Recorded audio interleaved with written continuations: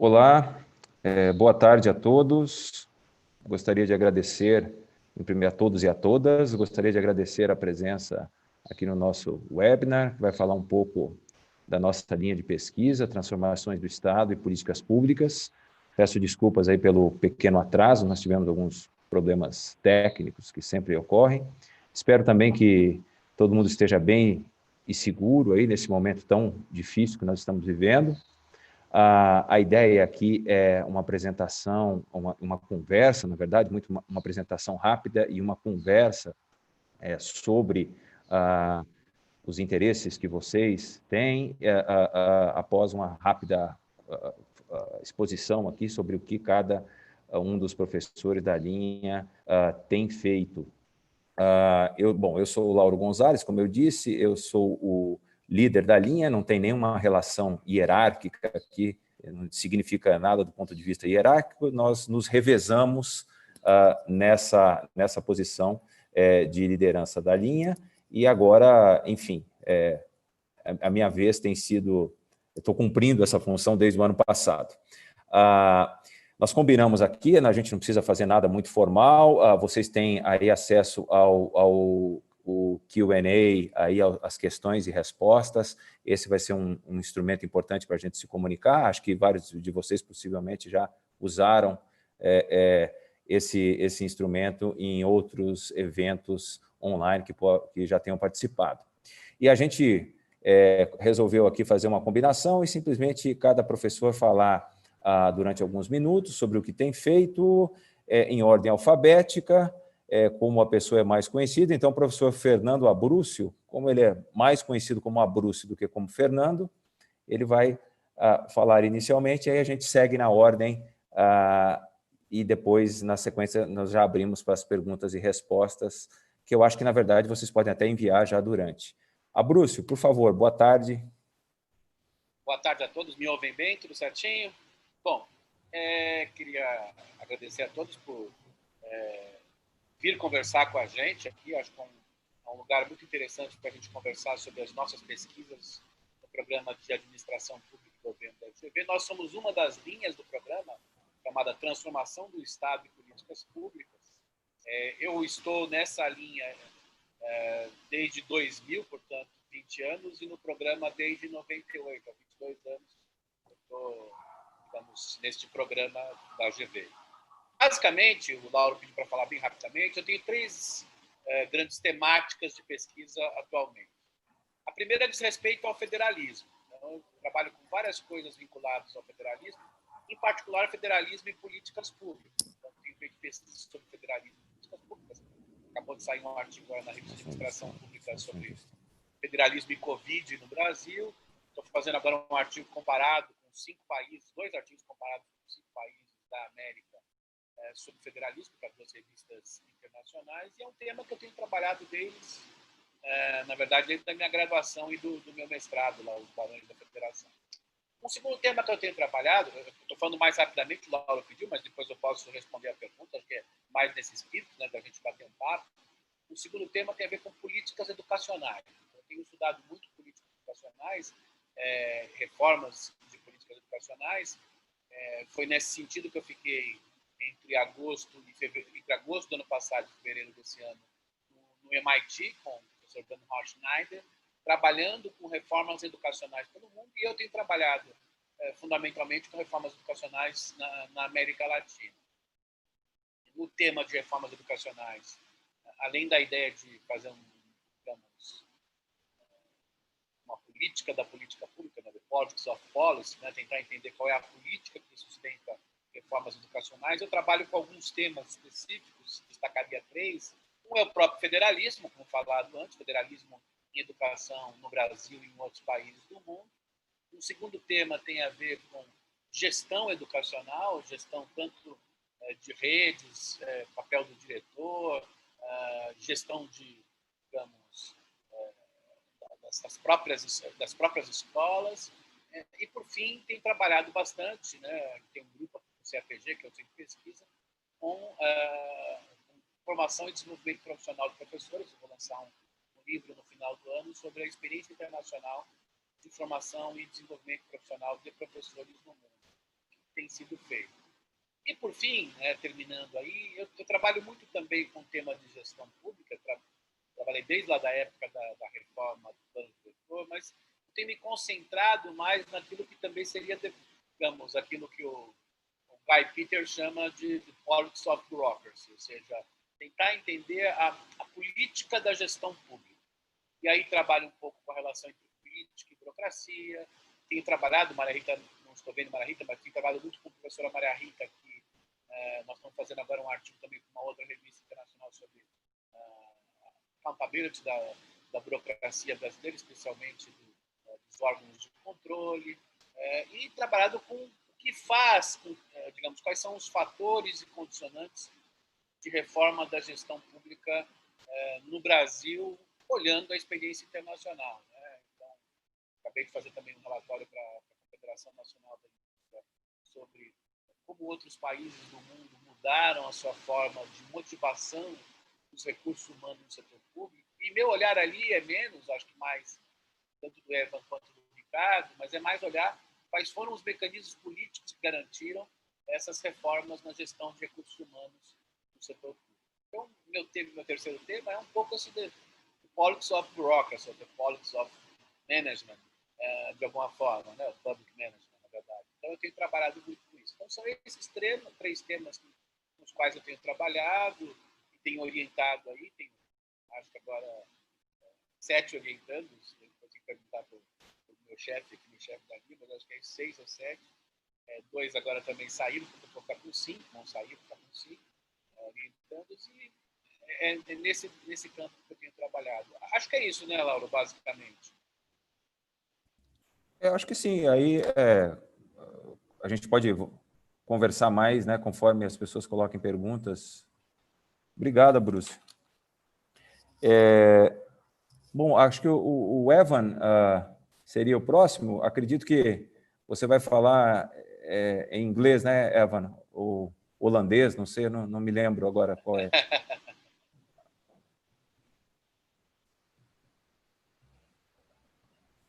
Está sem som. Tá bom. Obrigado. Eu acho melhor que eu falo em inglês, porque meu português ainda é tão fraco, né? Pode ser o próximo ano eu vou falar em português, né? Tá. So let me say a few words about myself and the research that I do. Actually, let me share a PowerPoint with you, because I think that'll be just as easy for you.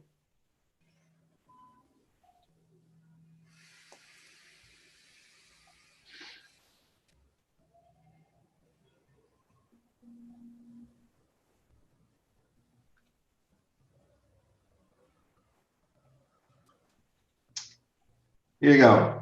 So this is a little bit about me. I recently moved to Brazil in January this year, just in time for a coronavirus, of course.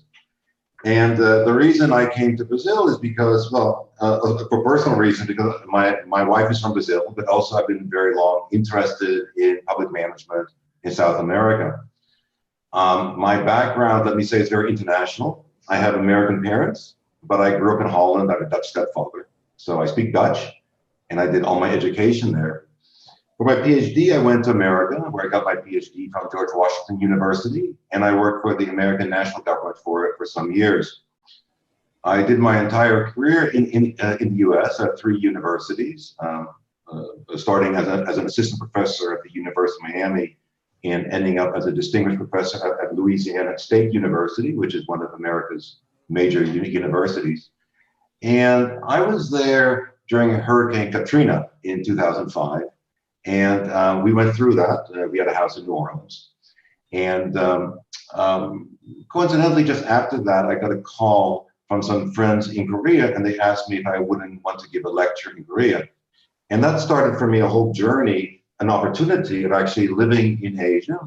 I was a director of an international PhD program at Taiwan's top social sciences university, National Cheng University, where I took the opportunity to collaborate with about 80 different professors from East and Southeast Asia. And we wrote a series of books, which you can see over here on public administration, Southeast Asia, East Asia, and there's a third book on public administration in South Asia, which deals with the question, how is it, or what has happened in Asia that has led such a phenomenal economic growth and social transformation there? Very little is known about that. And so I took the opportunity to live for 6 years in Taiwan to do research on that, and these books reflect that. After Taiwan, I had the opportunity to continue my work in Asia by living in New Zealand. So before moving to Brazil, I spent 6 years as New Zealand's professor of public management at Victoria University of Wellington, which is New Zealand's only school of government. Throughout this entire journey of about 25 years, the areas that I have consistently focused on have been around themes of public performance, leadership, and human resource management. So the public performance, leadership, and human resource management. So whereas some of my colleagues might focus more on the connection between public administration and politics, I focus very much on how things work and how government agencies, local governments, but also federal governments can produce the performance that people are looking for. That's really my major interest. But let me just say, this international work that I've done, I've published in all of the top journals in public administration, several times. And in recent years, the work of my career has been recognized through a number of very important awards, such as the Lifetime Achievement Award for International and Comparative Public Administration. So when I was very fortunate that people at the FGV were interested in hiring me, the opportunity was to bring to students learning about what else is happening in the world. Obviously, it is extremely important about what is happening in Brazil, but it's also true that there's much to learn from the rest of the world. Brazil is connected to the world. The 3 courses that I teach at the postgraduate and graduate level deal with a course on public performance, which I call Managing for Results. I'm teaching that right now. For both the graduate and postgraduate, a course on comparative and international public administration, and I'll say more about that in just a second. And a course on research methods, where we not only explore techniques of how to do research, but more importantly, how to find your topic for your master dissertation or for your PhD thesis. For many students, that's a very important issue that they want to deal with. So that's sort of what I bring to it. I've been asked to talk about some of the research that I do with my colleague Ricardo Gomez, as well as with some colleagues at the University of Indonesia, which, by the way, who will be joining us in the course on Managing for Results for a few classes. We'll also have lectures from in Indonesia. We will be looking at the strategic management of programs in national government. We will be doing that comparatively, looking at Brazil, looking at Indonesia, and looking at Holland. Now, let me explain the rationale for this project just a little bit, because I think it's very, very important. One of the areas that in the world we do not have enough knowledge on is the strategic management of national governments. For a variety of reasons, and it's nothing to be proud about, but so much of our global knowledge about public administration comes from the US or the UK. Obviously, in the last 10 years, we are getting more research from excellent scholars, including my colleagues from around the world, and we hope to have more and more of that. But the Americans and the British cannot study their national government for a variety of reasons. It's very difficult for scholars to get access to Washington, and the same can be said about London. But in Brazil, we can. We are very fortunate to have very good relations with Brasilia, and I think this is one of the major strengths of FGV. So I'm very fortunate to be able to have that. And my topic is, as I said, the strategic management of programs in national government. Now, many countries, Brazil, Indonesia, have national strategic planning, which comes from the president or prime minister's office. Say, here are the 10 or 15 most important priorities for the country, and this is what we're going to focus on. But it's also true that national governments run, on average, about 3,000 to 6,000 different programs, depending how you count that. And not all these programs are going to be national priorities or even have the interest of politicians or political appointees. So there's a real question of how well those programs are managed in national government that we currently don't know. For example, if one works for a national government and one is a director of e-learning for children of farmers who are not yet going to school, obviously it's very important that children of farmers have good education. But it's also true that ministers or politicians are unlikely to give guidance to such a program because it's not part of the national priorities, nor would it necessarily help much with elections. In those instances, we expect that civil servants should take the leadership to continuously monitor and improve the results of such programs. So this particular effort, which I'm doing with my colleague Ricardo Gomez, focuses on program leadership at a sub-ministry level, and that also involves cooperation partnerships with states and local governments as well. So that's currently what I'm working on. We did a book chapter together that's forthcoming in a book that will be launched in 2021. The promotional video said that our seminars deal with relevant and actual topics. I think this topic is actually relevant, and we try to touch on important topics. Just to relate this a little bit to other things, to give students or possible students a flavor of what a course on international and comparative public administration might be, one of the things we really want to understand is how it is that public management in China has led to such a great economic growth. Now, let me be very clear. No one wants to lose their democracy or lose their freedom. But having said that, no one can deny the success that China has had. And one of the things to learn from China about economic growth is how China has gone from 3 or 4 regional centers to now 30 clusters of urban centers in the last 40 years only. That's what you see over here. And that's not just by relying on macroeconomic policy or liberal economic policies. To put it in perspective for Brazil, what would Brazil look like if Brazil had been able to go from one São Paulo to creating 4 new São Paulos in the last 40 years? How would that have lifted poverty and the welfare of the Brazilian people? It's not what, often we look at our country like Brazil and say, well, this is not going well, that is not going well. But sometimes the real story is what has not happened. Not what happened that went wrong, but what did some countries not do that other countries did do that now give them some advantage. So in this course, we spent about 2 weeks understanding the Asian economic miracle. And we see how China actually learned from earlier successes in Japan. Many people will be aware that many people buying Japanese cars, for example. And when we understand that the Japanese learned their national planning from the Americans, then the story becomes really interesting, because it turns out that the kind of planning that happens in China is not much different from that the Americans do in the pharmaceutical industry, in their agriculture, or in their defense sector, all 3 of which are major strengths of economic exports of America to the rest of the world. So it turns out that there's actually some global learning around these kinds of plannings, and that is why I'm very enthusiastic about learning what we know from Asia and bringing that to other countries. So that is my story. I hope I didn't go too much over my time. This is me. It's why I'm in Brazil. It's what I'm doing in Brazil, and how I hope I can contribute to both my colleagues and to the students who join our programs. Thank you so much. Ok. Obrigado, Evan. Eu entendi.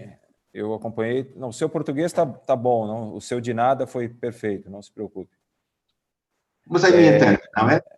Perfeitamente. Eu estava preocupado que você fosse falar realmente em holandês, mas foi em inglês, está tudo bem. Holandês, outra coisa. Obrigado. Obrigado. Gabriela, por favor. Lauro, você não quer deixar o Pupim falar antes, porque ele tem que sair para outro seminário? Ah, pode ser. Acho que é melhor. Nós esquecemos. Vai lá, então, Pupim. Pode ser, o professor Pupim, então, vai falar.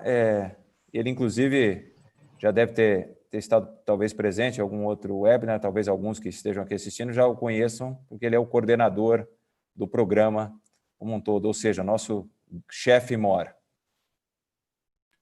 Obrigado aí. Lauro, como ele disse, também estou coordenador, né? Daqui a pouco pode mudar. Então, boa tarde a todos. como o professor Lauro falou, eu sou de São Cupim, sou da linha de pesquisa, né, transformação do Estado e políticas públicas, e eu tenho interesses, assim, como alguns dos professores assim colocaram, diversos, né? Eu poderia dividir em duas, né? O interesse talvez mais conceitual, o interesse mais em termos de objeto, né? Eu tenho interesse, de maneira geral, com processos de decisão e avaliação de políticas públicas, né? Como isso é feito. E nos últimos anos tem feito vários trabalhos tentando entender o que diria a construção de capacidades estatais e aprendizagem dentro de organizações públicas, né? Principalmente olhando sobre o aspecto de inovação em políticas públicas, inovação no setor público, e tem alguns projetos nessa área de inovação, né, com uma lente menos da inovação de empresas, mais inovação dentro do setor público. Então, eu estou bem interessado como as organizações públicas, né, quando eu acho organizações públicas não só do Estado, né, eu diria o ecossistema público, como uma cidade, há muita interação do governo estadual, com o federal, com o governo municipal, com as empresas locais, organizações da sociedade civil. Então, eu estou interessado em saber como se acontecem essas inovações, como cria essas cidades e como essas organizações aprendem a trabalhar com um objeto específico, né, de políticas públicas.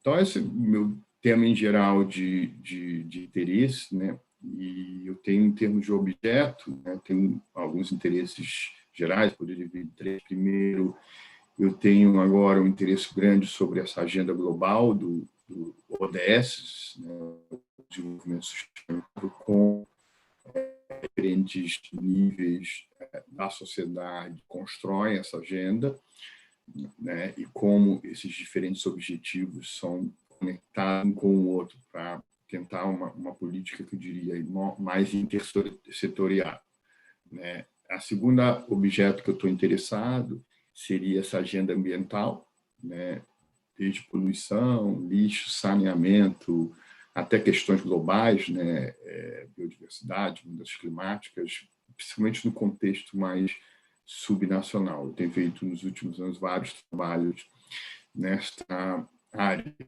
exatamente porque, conectando o que eu falei antes do interesse mais conceitual, são tipos de políticas públicas como mudanças climáticas que não existiam antes. Então, as organizações públicas estão aprendendo a se lidar com esse novo tipo de desafio. E boa parte dessas políticas globais são políticas intersetoriais, né? Envolvem mais do que um setor específico. E, finalmente, eu tenho um interesse em outro objeto, que são cidades, né? A parte urbana, né? Tanto na infraestrutura de cidades, como de serviços também. Dentro da cidade, olhando mais essa questão de ser serviços urbanos específicos, já mencionei saneamento, lixo, questão de obras públicas, etc., né? Eu trabalho tanto com métodos qualitativos como quantitativos, né? Então tenho interesse mais geral, principalmente na questão de estudos comparativos, né? Comparando duas localidades ou várias localidades ou vários casos para tentar de alguma forma entender, além do contexto específico de um objeto, né? Comparando um ou mais objetos, ou, em caso quantitativo, grupos de objetos. Tá? Então, esse é um pouco da minha interesse, né, de pesquisa, aqueles alunos que estiverem interessados nesses temas, alguns, inclusive, já entraram em contato, mas isso é um pouco da minha agenda de pesquisa, que é um pouco ligado à minha trajetória. Eu fui professor eu morei 20 anos fora, sendo 10 anos na Ásia, né? Então, tenho interesse grande na Ásia, faço muitos trabalhos com colegas asiáticos, né? Nos últimos anos, estamos tentando desenvolver um aspecto de estudos comparativos também, os BRICS, né? Aqueles grandes países, Brasil, Rússia, Índia, China e África do Sul, né? No momento estamos fazendo um trabalho um pouco fora, mas é sobre essa questão do Covid nos BRICS, né? Estamos tentando fazer uma análise, porque se olharem, os países onde tem mais Covid casos, tirando a China, são dos BRICS. E é isso, eu tenho interesses mais diversos, mas essas são as agendas que eu gostaria de trabalhar com um ou mais de vocês. Tá? Então, muito obrigado, Lauro. Passo de volta a palavra para você. Obrigado, Pupim. Inclusive, quem quiser perguntar alguma coisa para o professor Pupim, seria interessante mandar a pergunta agora, porque ele tem que sair daqui a alguns poucos minutos e a gente pode daí tentar adiantar.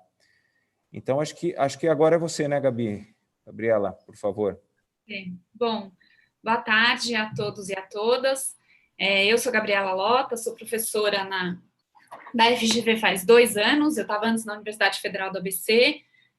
A minha formação é em ciência política no doutorado, graduação e mestrado em administração pública, e eu tenho trabalhado há alguns anos com o tema dos burocratas que fazem parte do Estado e produzem políticas públicas, né?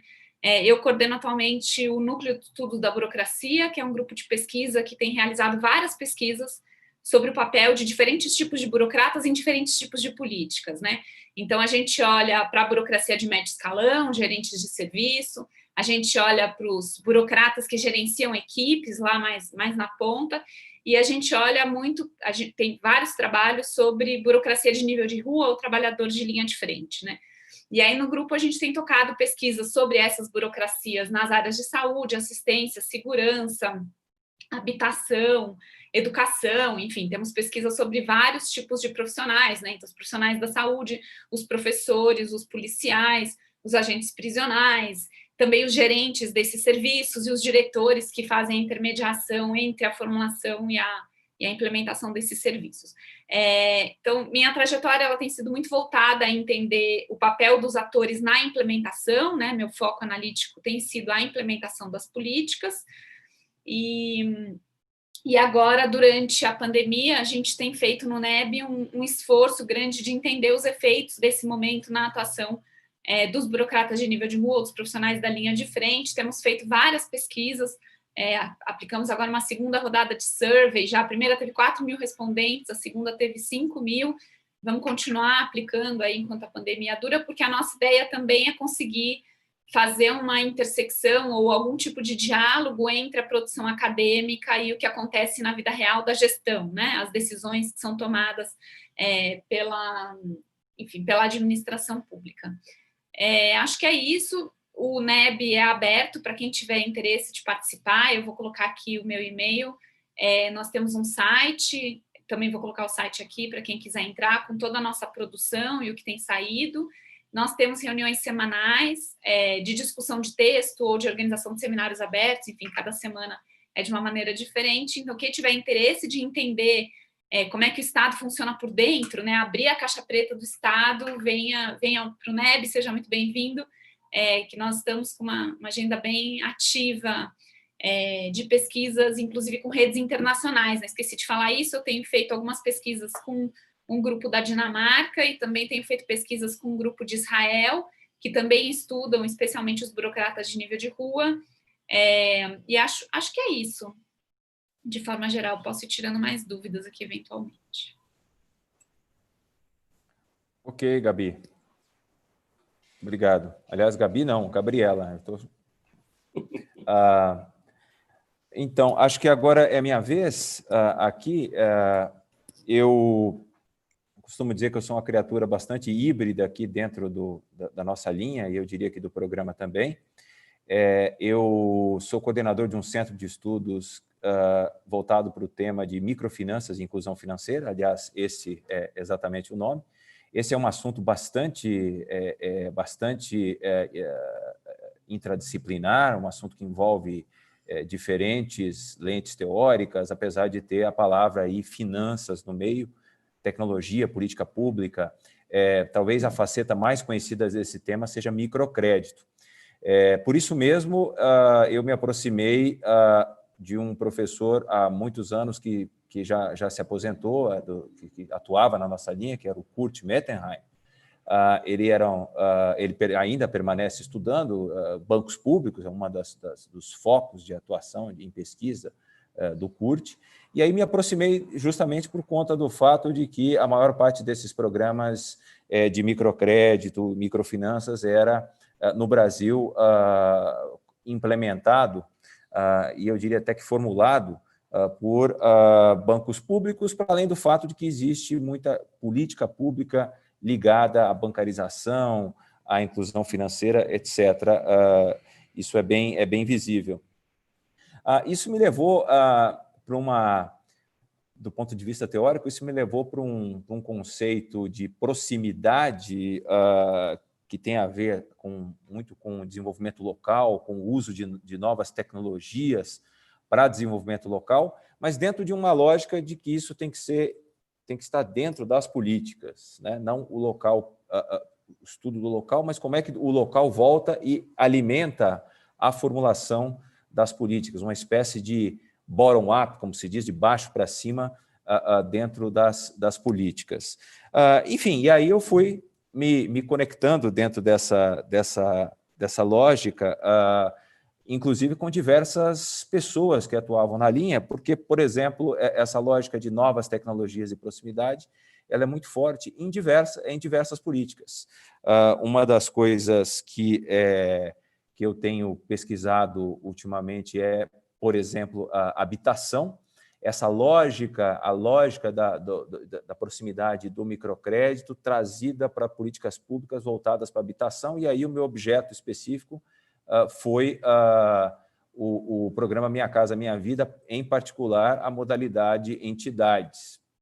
Então, agora, esse é um assunto, né? O programa espera-se que haja algum tipo de política pública de habitação em breve, né? Não sabemos ainda qual vai ser o futuro do Minha Casa Minha Vida, mas esse tem sido um objeto importante. E inclusive, dentro dessa mesma lógica, eu até me aproximei do ponto de vista teórico, de um assunto que a professora Gabriela estuda já há bastante tempo, que são os burocratas de nível de rua, ou a burocracia de nível de rua. Desta lógica da proximidade e da atuação dos chamados agentes de microcrédito, que eu comecei a estudar lá atrás, percebe-se que eles, na verdade, quando aplicado essa lógica para o contexto de uma política pública, são muito assemelhados. Então, tem uma série de questões interessantes, questões de pesquisa interessantes, que emergem dessa lógica da aplicação do conceito de proximidade em conjunto com burocracia de nível de rua e dentro do ciclo de políticas públicas, com implementação. Implementação é uma coisa forte. E aí, para não falar muito, dentro dessa lógica, coisas que eu tenho feito atualmente, uma coisa que tem me interessado muito e que eu tenho feito alguns levantamentos e estudos e estou querendo inaugurar alguma coisa mais concreta, é a construção de uma renda básica a partir dessas políticas recentes que nós vimos do auxílio emergencial distribuído em meio à Covid. Está muito claro que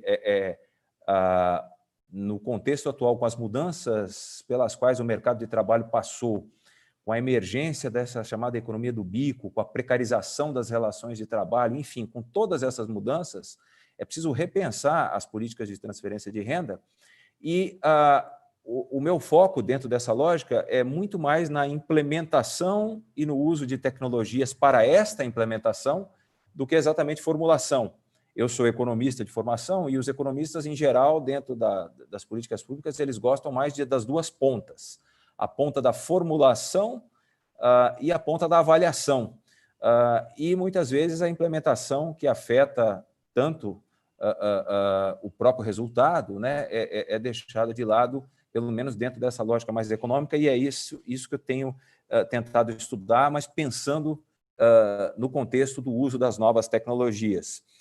Uma pesquisa concreta que eu estou fazendo nesse momento que tem a ver com essa agenda da renda básica envolve bancos comunitários e moedas sociais digitais.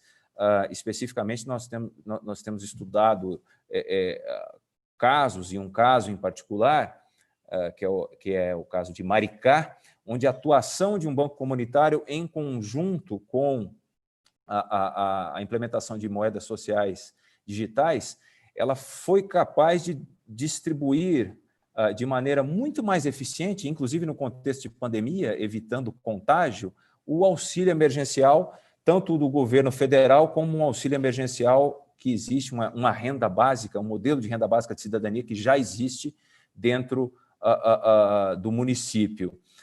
Então, essa é uma pesquisa que concretamente eu estou envolvido agora, para além de uma agenda que eu já de algum tempo, como eu disse anteriormente, que tem um foco em habitação e que conversa um pouco, inclusive, com coisas que a professora Gabriela tem estudado também, que é a ideia de proximidade, a importância de pensar em trabalhadores / burocratas de nível de rua atuando especificamente, no caso que eu tenho pesquisado há mais algum tempo, políticas públicas de habitação. Então, acho que isso resume um pouco a minha trajetória e os meus interesses aqui de pesquisa recentes. Bem, agora dentro agora é o Ricardo, né? É o Ricardo, só ficou faltando o Ricardo, né? Por favor, deixado Ricardo. Por último, mas deixado por último, mas não tem problema não. Estou muito bem acompanhado, é um prazer estar aqui no meio desses colegas fantásticos, né? Alguns já de longa data, o professor Eva Berman, né? Que nós já nos conhecemos há aproximadamente 15 anos, tá? Eu sou o professor Ricardo Gomes, eu tenho minha formação profissional em administração de empresas, mas como formação acadêmica eu sou administrador público, né? Eu tenho um mestrado em administração pública pela EBAP, no Rio de Janeiro, na FGV do Rio de Janeiro, e doutorado na Universidade Aston, na Inglaterra, onde eu desenvolvi, tentei aproximar a teoria dos stakeholders, né, que é uma teoria basicamente foi originalmente criada para a administração de empresas. Eu tento trazer a teoria dos stakeholders para tentar entender o ambiente de tomada de decisão estratégica de municípios, tá? Então, eu tenho desenvolvido estudos, né, pesquisas nessa área, e fico navegando, né, na área de estratégia, com foco na área de desempenho de organizações públicas, tá? Tentando identificar os fatores que podem permitir que uma organização pública alcance altos níveis de desempenho, tá? E também olhando o lado dos stakeholders, né? Dos parceiros que podem participar do processo de tomada de decisão estratégica das organizações, tá? Isso muito, né, no aspecto objetivista, né, uma ontologia objetivista, tá? E tentando olhar pelo lado de fora da organização. Agora, né, com a vinda do... também é importante mencionar que eu sou professor aposentado, né, apesar de ser novinho assim, eu sou professor aposentado da Universidade de Brasília, tá? Eu aposentei agora em agosto do ano passado, né, está fazendo um ano, né, de aposentado, e me transferi para a universidade, para a Fundação Getúlio Vargas, e reencontrei, né, o meu colega, o professor Berman, tá? E nós estamos aí envolvidos num processo de entender decisões estratégicas, o planejamento estratégico em nível de governo federal. Tá? Então, ele já explicou, né, o funcionamento desse nosso projeto, que envolve pesquisadores da Indonésia e da Holanda, tá? Também. Hoje, eu tenho essas 3 linhas de atuação, né? Eu tenho essa pesquisa junto com o professor Berman, tá? Com outro colega da GV, o professor Sammartini, né, que nos dá apoio na área, né, de métodos, né? E eu tenho uma outra linha de pesquisa com o professor Stephen Osborne, da Universidade de Edimburgo, né, que foi meu orientador na Universidade de Aston, tá? E mais na área da análise de stakeholder, né? Teorias de stakeholder e inovação, né? Tem alguma coisa envolvendo inovação na gestão, na negociação com stakeholders. E tenho também uma outra área de atuação com a professora Cláudia Avejaneda, que é uma professora colombiana que já está há algum tempo na Universidade de Indiana, nos Estados Unidos, né, em Bloomington. Esse trabalho a gente está mais preocupado com fatores determinantes de renda, de receita de municípios, tá? Tentando perceber aí as questões da gestão dos municípios. Tá? O Brasil hoje tem 5.570 municípios e grande parte desses municípios não tem sustentabilidade financeira. Tá? Eles vivem quase que exclusivamente de transferências externas.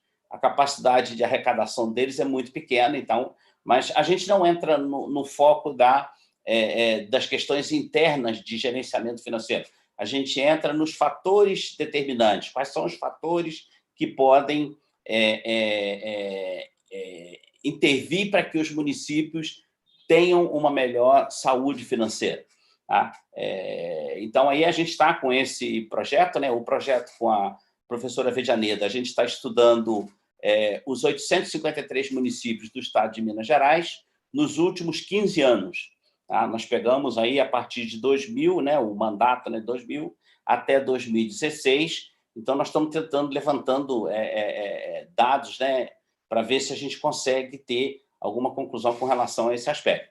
Com o professor Stephen Osman, né, que o professor Evan Berman também participa com a gente, tá? Nós estamos estudando municípios brasileiros com população acima de 100 mil habitantes. Tá? A nossa tese, né, a nossa hipótese é que é muito mais uma questão de influência de stakeholders do que propriamente de gestão dos municípios na melhoria de sua capacidade organizacional. Tá? Então, em estudos anteriores, né, nós tentamos linkar influência de stakeholder com resultados, tá? Por exemplo, IDEB, atendimento de saúde, e você percebe que existe uma pulverização dessa influência dentro da gestão. Então, a gente puxou a influência de stakeholders e está tentando agora linkar essa influência com a geração de capacidade organizacional dos municípios. Tá? Nós estamos aí já num estágio bastante avançado e a gente espera que até o final do ano a gente tenha esses trabalhos, os dois, né? O dos municípios e da influência dos stakeholders para publicação em artigos e em periódicos. Tá? E talvez em capítulos de livro. Né?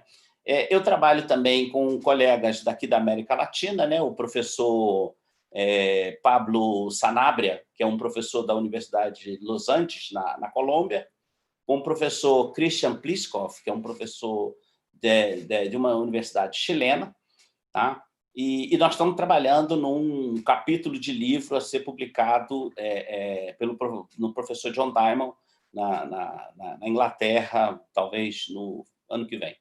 Tá? Então, minhas áreas hoje de atuação é gestão pública, tá? Com maior foco em estratégia, desempenho, né? Os fatores determinantes do desempenho de organizações públicas e influências de stakeholders. Tá? É um prazer estar aqui, tá? Junto com pessoas que a gente gosta muito, admira muito, tá? E esperando aí que a gente possa, de alguma forma, sinalizar alguma coisa para vocês aí em termos de carreira, de projetos. Tá? É isso, Laura. Muito obrigado, Ricardo. Eu falei 7 minutos, acho que eu falei demais, né? 7 minutos, Não, o que eu estranhei nisso é que o professor Abrúcio falou muito pouco e o professor Evan falou um pouquinho mais. Na média está tudo bem, está tudo ótimo. Eu sempre cumprindo o horário, né, Laura? Sempre cumprindo o horário. O professor Abrúcio rompeu um paradigma hoje. Mas, por favor, acho que nós temos como o Pupim tem horário aqui, Pupim, você podia... Tem uma pergunta para você aqui e eu queria dizer para quem nos ouve também que nós vamos fazer o máximo aqui para dentro desse horário pré-determinado responder o maior número possível de questões, mas acho que todos aqui concordam que nós enviamos os e-mails para vocês e qualquer dúvida que permanecer pode ser, vocês sintam-se à vontade, por favor, em em enviar e-mail. Você conseguiu achar aí a pergunta? Eu respondi várias perguntas. Eu respondi várias perguntas escrevendo. Ok, Não sei se perfeito. Tem sobrou alguma? alguma. Você quer mais alguma que você queira comentar? Não? Não, só para dizer que perguntaram se vai ser gravado. Eu acho que vai ser gravado e vai ser disponibilizado no site lá do webinar. Então, depois a gente consulta e avisa vocês. Tá? Mas eu já respondi para, acho que todas as perguntas. Perfeito. Não sei se tem... Ok. Obrigado, Pupim. Havia uma pergunta que nós tínhamos já aqui mencionado, que o Abrúcio ia responder, né, Abrúcio, por favor? Havia duas perguntas, aliás, né? Lauro, eu respondi até por também? Mensagem, mas se vocês quiserem eu comento, mas eu respondi, o Gabi e eu também, Gabi, nós respondemos Perfeito. por mensagem umas perguntas, mas se vocês quiserem que eu fale... Perfeito, perfeito. Eu não tenho muito problema com falar, na verdade. A turma aqui está mais rápida, muito mais rápida do que eu, então acho que as respostas que já foram aqui respondidas... que acabou de chegar. Para quem? Para o Ricardo? Vamos lá. Uma para você que você não respondeu, Lauro. Não, eu estava querendo ser educado e deixar os outros responderem primeiro. Eu vi aqui. Obrigado, Gabi. O Ricardo... Posso responder uma que chegou agora, Lauro? Pode. E depois o Ricardo responde. Só para não ficar... Não, é que chegou uma pergunta sobre se há interesse, né, da gente estudar o protagonismo dos governos estaduais na pandemia. E aí eu posso indicar que tem um artigo que eu falei até um pouco, que saiu agora na RAP, tem mais 2 artigos que eu estou fazendo sobre federalismo e a pandemia, e acho que vale a pena, é um tema que vai ser muito interessante a gente estudar aí. Como vocês perceberam, só fazer um comentário importante, tanto na fala do Ivan, quanto na fala do Ricardo, na fala do Lauro, da Gabi, nosso interesse pelos níveis de governo e sua relação com outros atores, um pouco na linha do multi-level governance, na verdade, é muito grande. Então, tudo que tiver vinculado a trabalhar com cidades, municípios, estados, cooperação, né, consórcios, isso é uma coisa muito interessante para o conjunto aqui dos nossos pesquisadores. Então, acho que é uma coisa que eu queria anunciar como algo importante para quem está assistindo aqui com a gente o webinar. Respondi, Laura, acho que essa respondi. E deixa o meu e-mail, todos nós estamos deixando e-mail, se tiver mais dúvida, a gente responde. Perfeito. Sobre Ministério Público também, você viu? Se você teria interesse de orientar um tema sobre Ministério Público.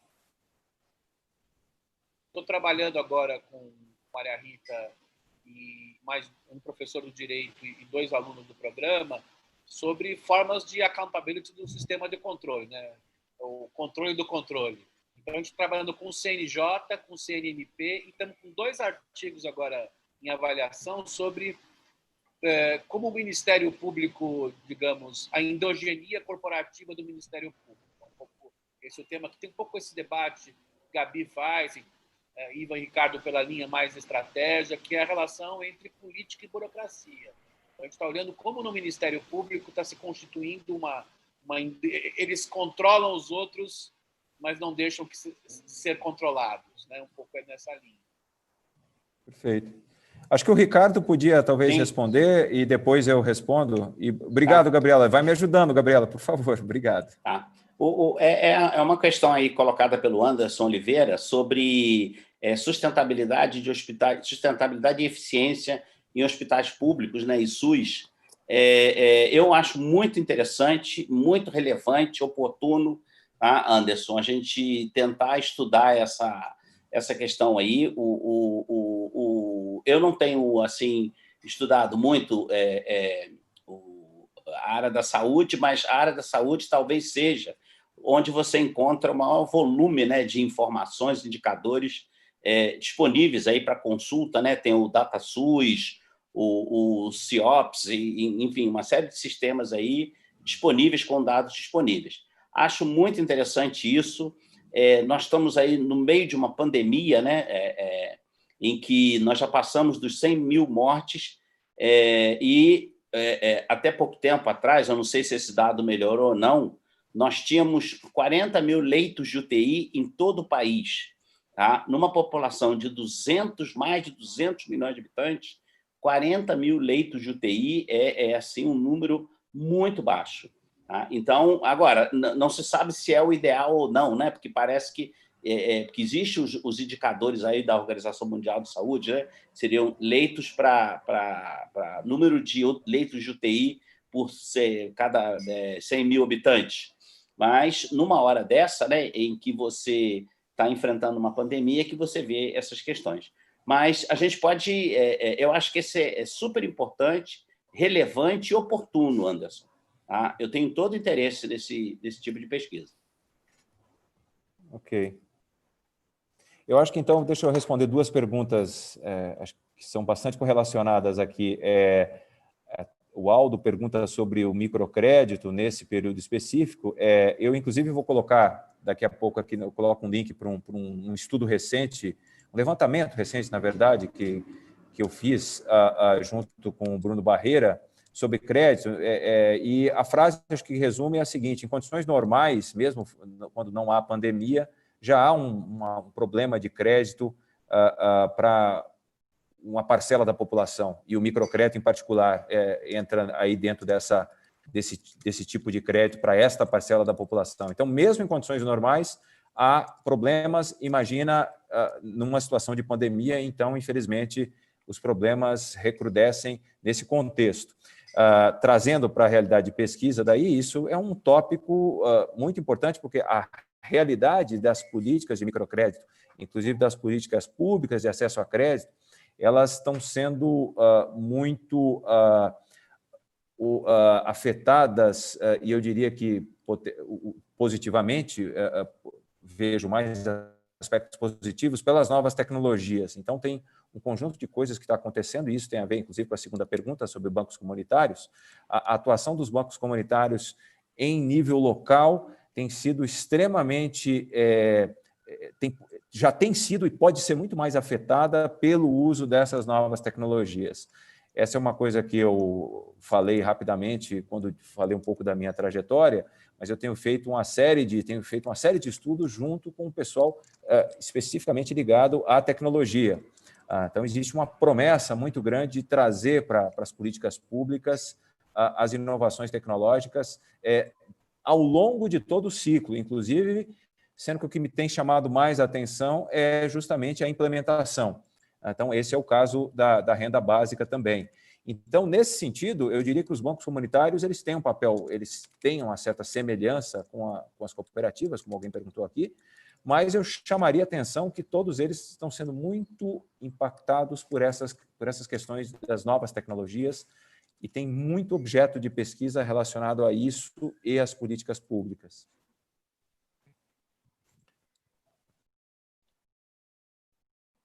Mais alguém aqui tem...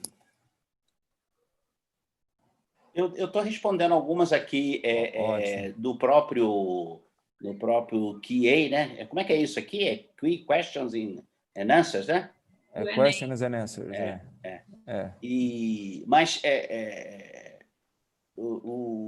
essa questão aí, porque esses estudos que estão sendo finalizados, eu posso Talvez falar valha logo. A pena falar um pouco, enquanto vocês estão respondendo aqui. Desculpa, perdão, Ricardo, te interrompi. Não, é porque se eu perguntar se eu posso falar, de uma vez que eu ia falar uma coisa mais geral. Porque esse estudo que foi feito, né, dos fatores determinantes financeiros foi para o estado de Minas. Então, a gente pode ter outros estados que a gente poderia aplicar um framework parecido. Tá? Nesse estudo, né, que eu estou com o professor Evan Berman, né, sobre a influência dos stakeholders, a gente está vendo apenas municípios acima de 100 mil habitantes, né? E nós só temos cerca de 300 municípios acima de 100 mil habitantes. Então, talvez um questionamento seja, mas e os outros pequenos, né? Talvez, será que não tem influência de stakeholder nos pequenos? Tá? Então, talvez a gente possa até abrir outras frentes de trabalho nessa área também.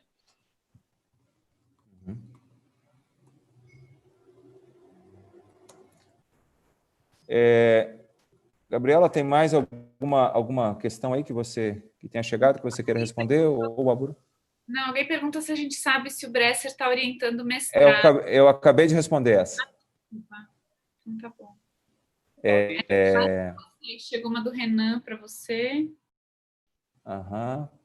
Deixa eu ver aqui a pergunta do Renan. Let me just say something. I'm seeing some questions. Some questions that deal with intergovernmental relations, federalism, call it what you want to, dealing between lower level governments and higher level governments. I just want to say that I'm very interested in questions that deal with the relationship where we're asking more of the national government to assist subnational objectives. So it's not only about the national government controlling it. I think we need to move away to another era where we ask how central government can assist. For example, in Indonesia, I just published an article this year, which I think was very interesting. It's how the Indonesian National Ministry of Administrative Reforms is assisting local governments with the introduction and use of performance management systems, so that they can better manage their projects and also provide better accountability to both the citizens of the people as well as to the national governments that need to pay the money for these programs. So there's a supportive relationship there. So any project that looks at how the national government can better support local governments and state governments in executing their responsibilities is very important. I think you can see that right now in COVID too around the world. Now, there are many things that cities and state governments are responsible for, like public health, but they can't do it without national government. And around the world, we have come to the conclusion, after promoting local government research and local government capacity for the last 30 years, around the world, we're seeing that a strong local government requires a strong national government. It's not one or the other. If you want to have a strong local government, you need a strong national government that is supporting local governments to become stronger. So this is, I think, a trend that can make a really important contribution. And where we have those experiences, I think the role of like FGV is to document those experiences and make them available for other sectors, because this is not always happening. Too often, these different levels of government are antagonists or like so to each other, and that's not helping the people or producing the results that I think people are asking for. So if any research goes into that general area, I would certainly be very motivated and interested. And I'm also happy to share the article that we published earlier this year on Indonesia. It's a very innovative effort. I just want to say a lot of interesting things in the world do not come from the developed countries. Most people in the world live in countries that are more like Brazil than the UK. And I think we have the competencies in places like Brazil, certainly the resources, to do innovative things. And so my journey has been about finding what is innovative, like in Brazil, that the rest of the world can learn from. It's not only about strengthening Brazil, it's also bringing Brazil to the world. My journey is one of export. I totally support that most people do what I call import, making their own country and community stronger. But we also need people, and I think FGV is an excellent institution for that, that takes innovative practices in Brazil and bring them to other countries that would benefit from learning about that. And so what I just said about Indonesia is a unique thing. I know of no other country where a group of 50 people are transforming how local governments around Indonesia do their work. And let me just say something, that when people may ask, why do I look at Indonesia? Well, because if there were two countries that are most similar in the world, it must be Brazil and Indonesia, which is interesting because few people from Brazil go to Indonesia and few people from Indonesia go to Brazil. But Indonesia is the world's 4th largest country, and Brazil is the world's 6th largest countries. Both have populations between 200 and 300 million. Both countries are new democracies, or we became democracies late. So Indonesia became democratic in the late 1990s, Brazil 10 years earlier, but both are learning about that right now. Both countries have the same health statistics, both have the same educational attainment, and for what it's worth, both have the same corruption ranking in the International Transparency Index. There's a lot of similar, both have late democracies that had public sectors that were not fully developed and are struggling with that. In some areas, I think Brazil is leading, such as in industry and economic development. In other areas, I think Indonesia is leading, such as corruption control. They have dealt with efforts to reform their Supreme Court. They have dealt with effort of corruption among politicians, and I think there are some lessons there for a country like Brazil. So both are very similar countries. There's a lot to learn from each other. I think Brazil has a lot to offer the world, and I think having people that can tell the story and bring it out, both in Portuguese for Brazil, but also in English, because that is a global language, becomes important. And let me add one more thing as a topic that I myself am interested in. That's totally, absolutely frontier. If Jose was here, I had some conversations with him too. Brazil is among the late democracies in the world, and there are many such democracies in the world. Now, I think that after 30 years of democratic experience, it's time for countries like Brazil to take time out, take a step back and say, okay, what have we learned? What is working well and what is not working so well? If democracies cannot reform themselves, there is no hope for us. So the question now is, what are the things that after 30 years, countries like Pakistan, countries like Indonesia, like Thailand, like many other countries in South America, what are the things that are not working well, and what is the route for improvement? Because I don't think that the developed countries have anything to offer the late democracies on that topic.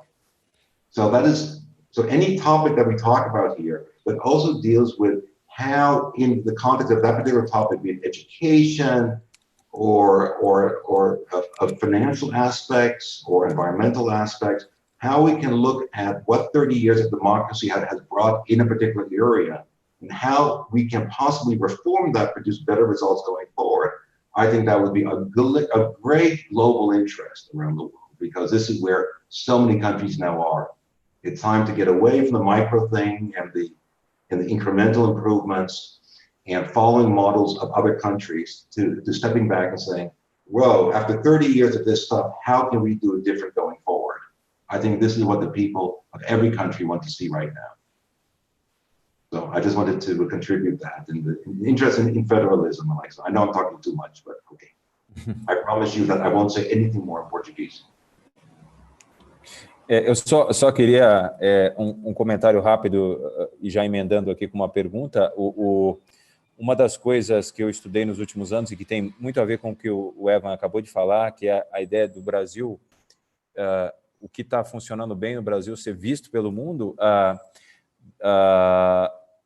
o programa, a lógica de distribuição dos recursos do programa Bolsa Família, a distribuição de recursos do programa Bolsa Família, a lógica de liberação dos recursos, que foi tão importante, se a gente pensa agora nessas enormes filas que se formaram em frente às agências da Caixa, etc., para o auxílio emergencial.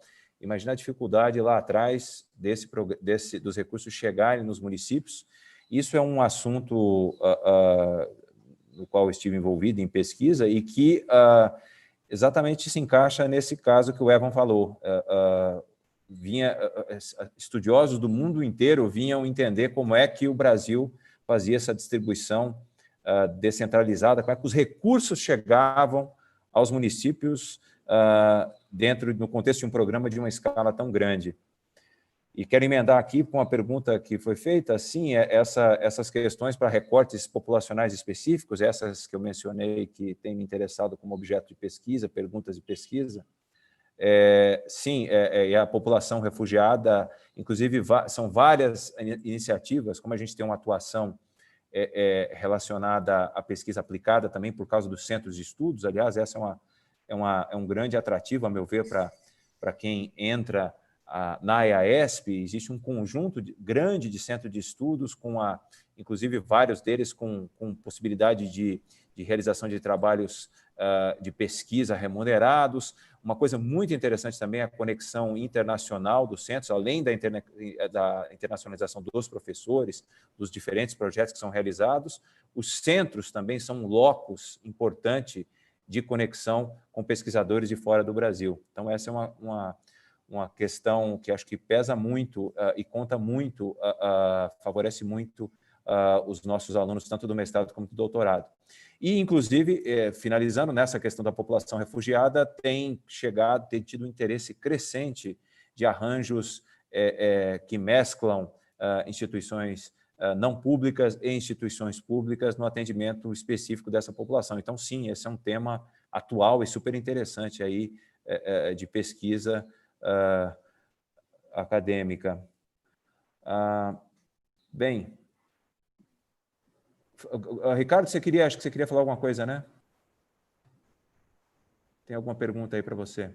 Não, é que alguém mencionou, né, uma pergunta que envolveria eu e a minha pesquisa junto com o professor Evan, que o nosso interesse de estudar a estratégia, tá, é muito no sentido dessa carência, né, de literatura na área de planejamento estratégico para governos, né, do governo federal. Então, existe muita coisa espalhada por aí, mas pouca coisa centralizada, consolidada nessa área. Foi a nossa primeira conversa, Evan, lembra? April last year, we talk about this, the need to start researching, something to give answer to the senior officers in the federal level. I think our topic is really important because national governments do so much in terms of the funding, make so much possible, and also how they set standards for lower governments and organizations that take their money. And we know so little about that in the world, but national governments are so important for countries like Brazil. So important, it's around the world.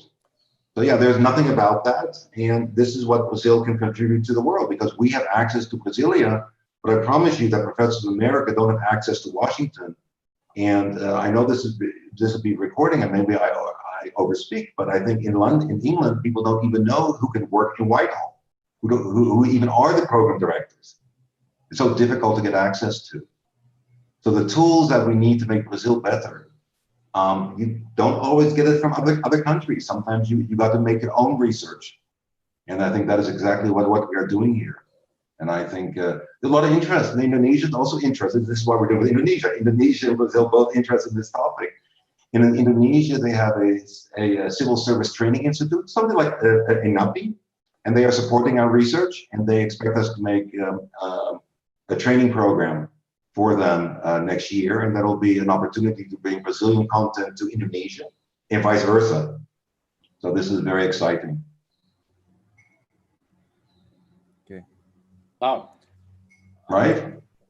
Ok. Abrúcio, oi, fala, Ricardo. Eu não sei, eu queria, inclusive, provocar o Abrúcio nessa história aí, porque nós vimos, né, Gabriela, várias perguntas aí envolvendo o Poder Judiciário. Tá? E lá em Brasília, a sensação que a gente tem é o seguinte: muito pouca gente estuda o Poder Judiciário e ninguém estuda o Poder Legislativo. Então é tua área, não é, Bruce? Isso aí? Eu acho assim, tem crescido o número de estudo do Judiciário na ciência política, mas falta um debate maior com a própria administração pública.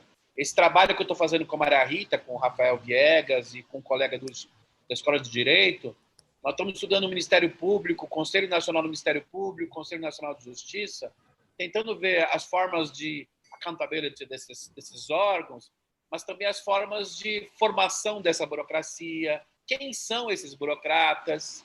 Sobre o Legislativo, Ricardo, até respondi a algumas pessoas, nós temos na linha de PESP 2 ou 3 colegas que têm feito trabalhos muito interessantes. Né? O Cláudio tem estudado as bancadas temáticas, o Jorge Avelino e o Ciro têm estudado muito os processos de eleição e reprodução dos deputados federais. Então, acho que tem um tema interessante. Eu queria, na verdade, agregar uma coisa que tanto o Evan quanto o Lauro falaram, que é muito importante. Né? Eu acho que o Brasil é um país muito interessante do ponto de vista comparado. E a gente, às vezes, Gabi tem visto muito isso também, a gente tem trabalhado pouco com isso. Esse grupo que eu estou em 2 grupos internacionais, um sobre educação e sobre federalismo, e o Brasil é um país que interessa muito porque é uma das maiores democracias do mundo, é um país que tem um sistema institucional, um arranjo institucional muito complexo, extremamente complexo, assim, um país que em 30 anos criou um welfare state muito amplo, o Gabi estuda muito isso, sabe disso, e tem arranjos intergovernamentais complexos. A lógica dos stakeholders, eu acho que o Ricardo e Eva estão vendo muito isso, é também muito complexa. Tem várias lógicas dentro de um mesmo país. E acho que a gente tem que explorar mais isso.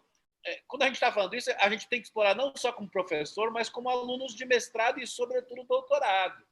Eu estava no MIT e eles estavam reclamando que vem poucos brasileiros para lá. Eles querem mais brasileiros. Então, eu acho que a gente tem que aproveitar. Claro, nesse momento com a pandemia, tudo está muito complicado.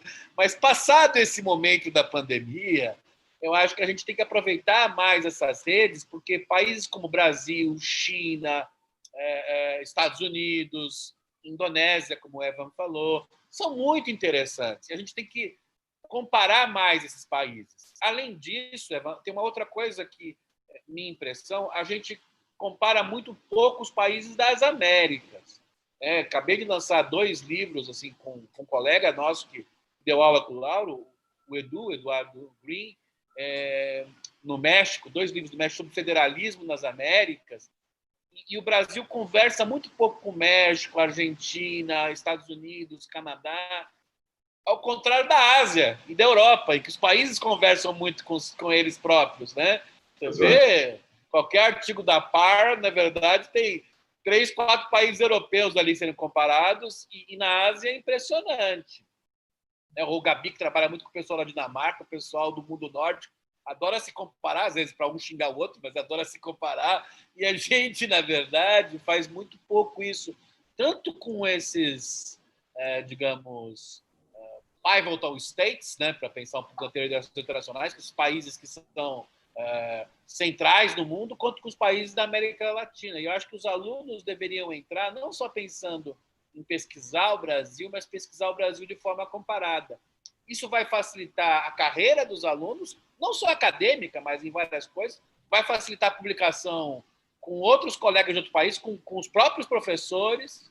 Eu acho que a gente começar a ter esse olhar, esse imenso trabalho que a Gabi está fazendo, esse imenso e belo trabalho sobre burocracia de nível do Brasil, se a gente tivesse comparação com outros bancos de outros países, os alunos entrassem nisso, seria muito legal, muito legal. Então, esse trabalho que o Ricardo está fazendo com os municípios em Minas, e que pode, obviamente, ser expandido para outros estados, né? Então, se a gente comparar isso com o México, por exemplo, para sair da Indonésia, para ficar não só no exemplo do Evan, com o México, que é um país super complexo, isso dá publicação internacional, isso dá impacto, isso é importante. Né? Eu estou com uma orientanda que está estudando Brasil e México, está indo direto para lá. Acho que a gente precisa fazer essas coisas. Os trabalhos que o Lauro faz, que eu acho que, digamos, estão na linha do desenvolvimento, toda essa coisa de microfinanças e possibilidades de desenvolvimento local, Brasil, Índia, tem que comparar esses países, né? Indonésia.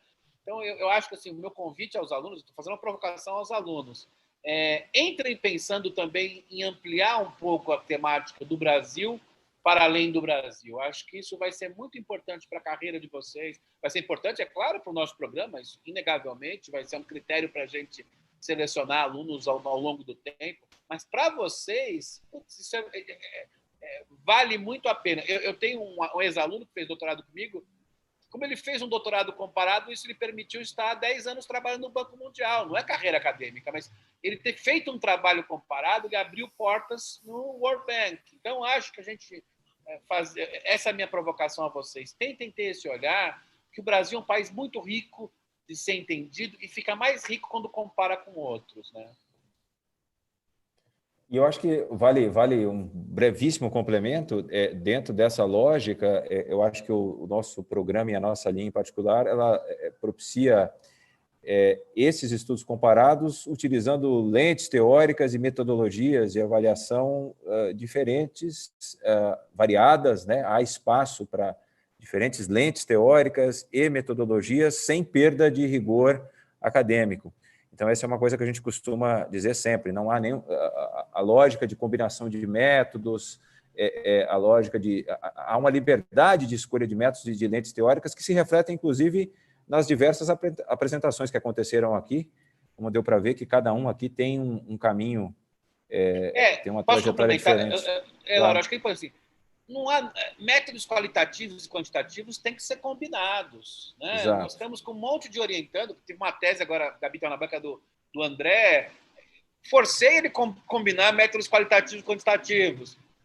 E a gente tem que aprender a fazer essas combinações. Tem artigos que são muito mais importantes quando são qualitativos. Quantitativo não é melhor, mas tem dimensões que são quantitativas, é a vida. Então, eu acho que a gente combinar essas dimensões, e a gente...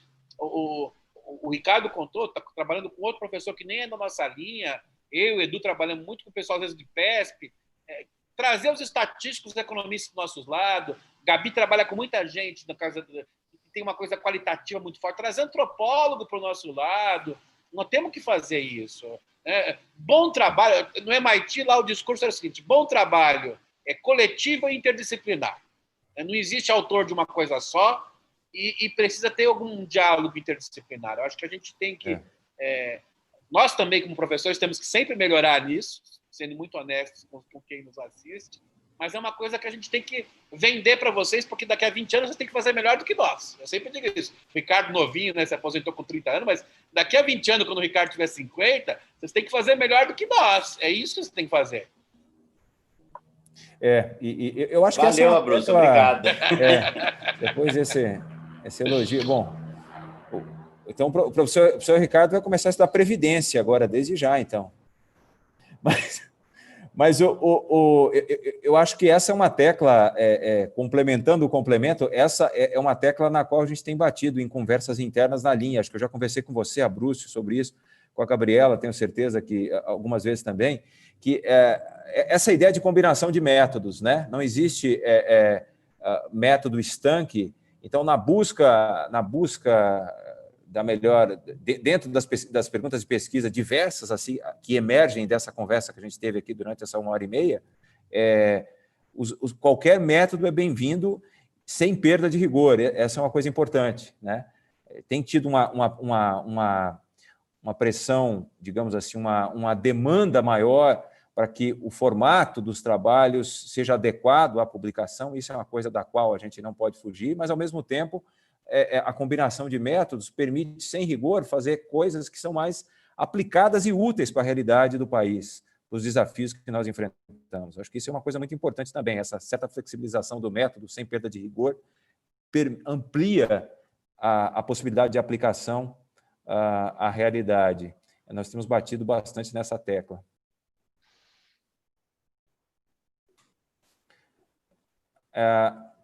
Mais alguém quer falar alguma coisa? A gente...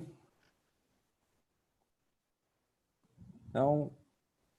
Ricardo, não? Mais alguma? Não? Eu queria dizer que nós fizemos o máximo aqui para responder as perguntas. Peço desculpas para vocês, porque tem sido... a gente, às vezes, não é tão ágil quanto... A Gabriela é bem mais ágil que eu até aqui no manuseio das ferramentas. Peço desculpas se o que ficou não respondido, mas acho que todo mundo aqui está à disposição. É que ela é da geração mais digital, né? Você é analógico. Ela é bem mais nova. Ela é bem mais... se o Ricardo tem mais 30 anos, você imagina a Gabriela... Mas eu queria dizer que acho que está todo mundo disponível por e-mail, inclusive os professores, alguns professores da nossa linha não estão aqui no momento, mas vocês facilmente conseguem obter os e-mails deles, ou mandando, ou nos solicitando também, podem inclusive solicitar a mim diretamente, eu com o maior prazer forneço os e-mails para alguma pergunta específica para quem não estava aqui. Então, eu gostaria de agradecer a todas e a todos e desejar uma boa tarde, fiquem bem, fiquem seguros e espero que logo, logo a gente se encontre presencialmente. Obrigado. Boa tarde. Obrigado.